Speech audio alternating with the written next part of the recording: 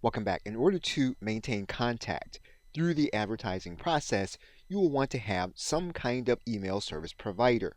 We are now looking at MailChimp.com, and it is one company among many that will allow you to collect contact information from the individuals that are interested in your advertisement. You will want to select a company like MailChimp and then set up an email marketing list.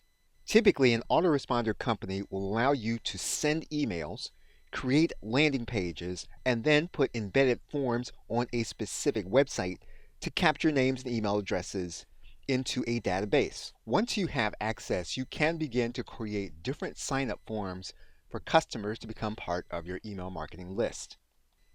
You will be able to manage that list with different segments so that you can determine how an individual came to you and then how you want to market to them. This is going to involve the tag process. And so basically what you're going to want to do is every time someone comes in from a different method into your marketing funnel, you want to have that individual noted with a specific tag. And this practice does exist in all autoresponder or email service provider companies. Every company has what they call automations, and this allows you to send automated emails based on the behavior of individuals that come into your email marketing list.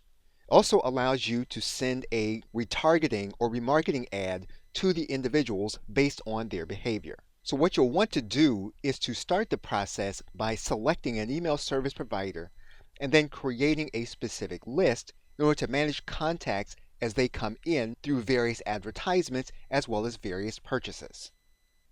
Okay, so with that, thanks, and I will see you in another video.